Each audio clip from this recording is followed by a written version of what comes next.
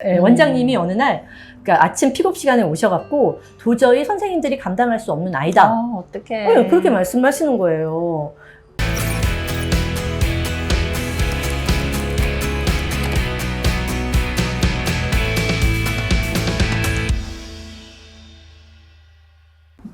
안녕하세요. 안녕하세요. 네. 네. 오늘은 행성 찾기를 진행을 하는데요. 제가 오늘 초대한 초대 손님의 이력을 좀 말씀을 드리겠습니다. 뿔리TV의 네. 진행자이고 주인공인 뿔리님이신데요. 네, 뿔리입니다. 네. 뿔리님은 유튜버이기도 하시고, 인플루언서도 하시고요. 그 다음에 네. 전직 승무원이시기도 하고, 지금 이제 현직 주부 모델인데, 네. 제가 이제 제 채널 이름이 심리 스튜디오잖아요. 네. 오늘 모신 결정적인 팩이 있으세요. 아우, 쑥스럽습니다. 벌써. 바로바로 두 아이를 너무나 잘 길러낸 엄마인데, 첫 아이와 두 아이가 너무 큰 차이를 보이지만 제가 봤을 땐 정말 첫 아이도 잘 기르시고 둘째 아이도 잘 기르신 제가 좀 감동을 받아서 뿔리 언니를 내가 모셔야 된다. 네, 같이 얘기하다 보니까 네. 원래 또 이런 일을 하시잖아요. 네. 아이들 얘기하다 보니까 공통점이 많더라고요. 그래서 이렇게 이 자리까지 오게 됐어요. 감사해요, 와주셔서. 네. 이 뿔리TV의 뿔리님은 겉모습만 보기에는 되게 예쁘고 좀 새침해서 저런 분이 무슨 뭐 애를 잘 키우겠어? 뭐 살림을 잘 하겠어? 뭐 이런 느낌이 있지만 네. 와, 제가 진짜 애엄마들만 제가 얼마나 많이 만났겠어요. 맞아요. 깊은 감동 받았네.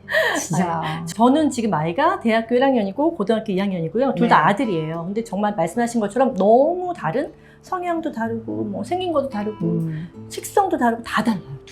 제가 낳았어요, 둘 다. 네.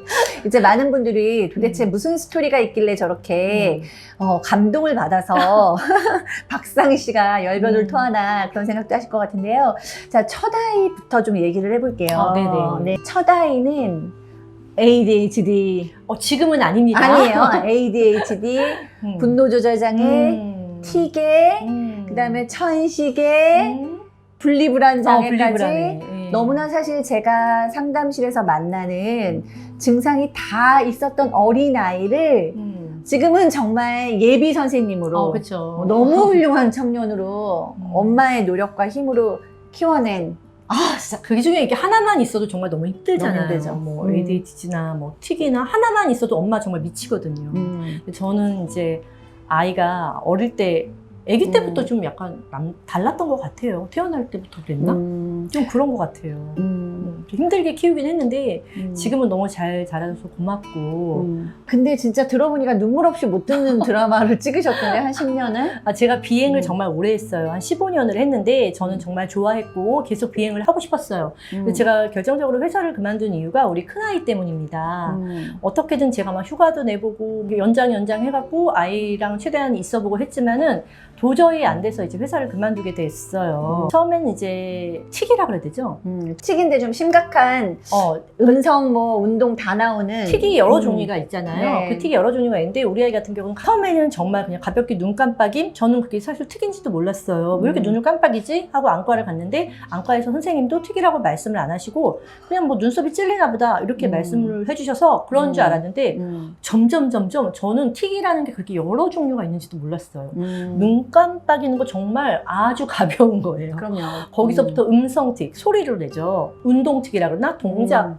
그냥 동작이 아니에요. 막 과한 행동을 막 하는 거예요. 그런 동작에서부터 심지어 막 입술 위에를 다 부르틀 정도로 빤다 그러나 그런 이상한 행동들을 하는데 그게 다 틱이었던 거예요. 그러니까 이제 우리가 뚜렛 장애라고 얘기를 하는데 여러 가지 동시에 이제 증상이 나타나는데 네. 사실 하나만 나와도 힘든데 이렇게 여러 가지가 나오면 본인의 의지를 그만두고 싶다고 그만두는 것이 아니에요, 아닌데 이거는. 이제 그걸 보는 엄마들 마음은 더 미치죠. 정말 까맣게 타죠.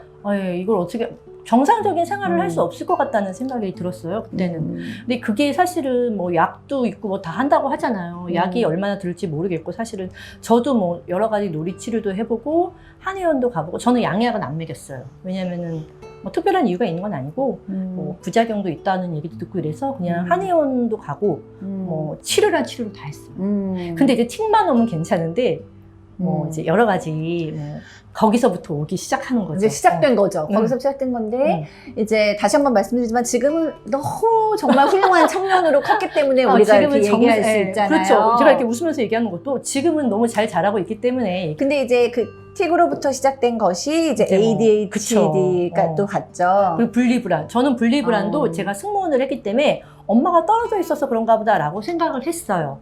그리고 뭐 분노 조절 장애라 그러죠. 화를 못 참는다. 공격성이 이제 다른 아이들한테 막 공격성이 가해지는 거죠. 그러니까 여러 가지가 이렇게 한꺼번으로 오다 보니까 도저히 친구들과의 관계도 안 되고 학교 생활은 말할 것도 없고요. 심지어 저희 아들이 유치원을 제가 4살 때 어린이집이라 그러죠. 4살 때 보내고 5살 때 보냈는데 잘렸다 그래요. 아니 웃으면서 얘기하는데 거기도 이게 잘렸다 그래야 되나? 네, 원장님이 어느 날 그러니까 아침 픽업 시간에 오셔갖고 도저히 선생님들이 감당할 수 없는 아이다. 어떡해. 네, 그렇게 말씀하시는 거예요. 가려고 나왔는데. 그러니까 오죽하면은 이제 뭐 저희 아이가 지금 극성 맞은 건 저도 알았지만 보내지 말라니까 못 보냈죠. 그러니까 극성 맞다는 거 엄마 입장에선 그런데 네. 사실은 이제 아이가 그때는 여러 가지 이제 증상이 나타나면서 자기의 그 분노도 못 참으니까 다 애들하고 지낼 수가 피해를 없고 주고. 네, 틱도 일어나고 ADHD니까 기본적으로 산만하고. 산만하고 주의력도 없고 계속 수업을 방해했을 맞아요. 것이고 또 본인이 천식도 너무 심하니까 천식도 본인도 있었어. 힘들었을 거고 아팠어. 아니 어떻게 그만해요? 아니 근데 제가 생각에는요 우리 아이가 태어나서 제가 사진도 있어요. 8개월 됐는데 아이가 눈다락지가 이렇게 나서 골마갖고 이렇게 팅팅 부은 거예요. 병원에 갔더니 안과 선생님이 이렇게 8개월 된 아기가 난 눈이 이런 거 처음 봤다. 아기가 많이 피곤하냐? 이러는 거예요.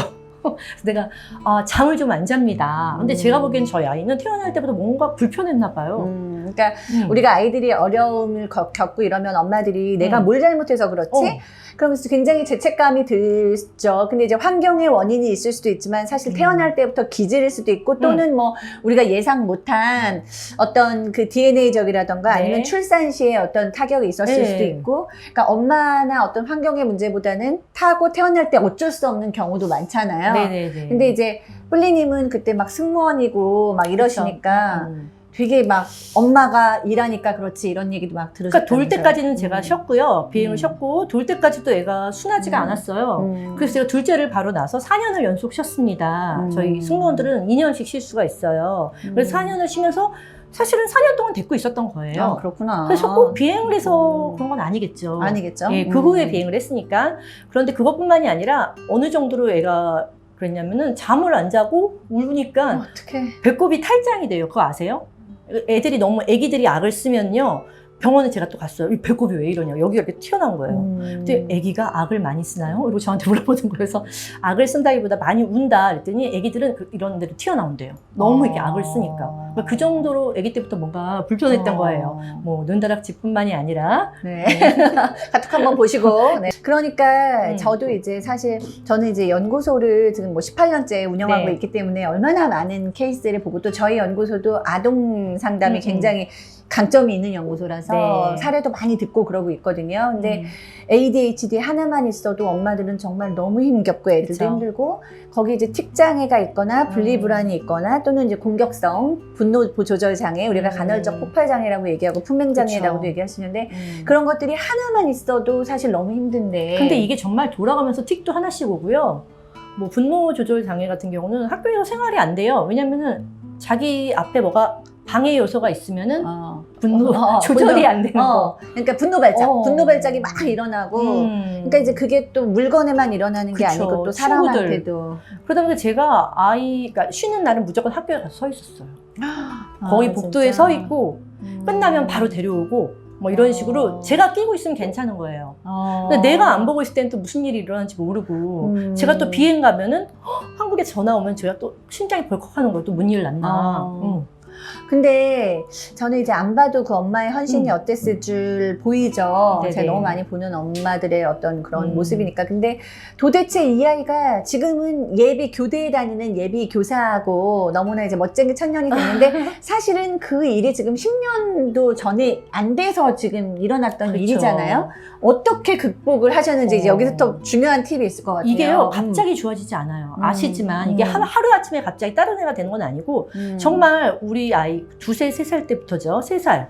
거의 뭐 틱이라는 게 3살인가부터 왔던 것 같아요. 눈 깜빡임이. 그때부터 거의 10년 가까이 저와 남편이 노력을 많이 했던 것 같아요.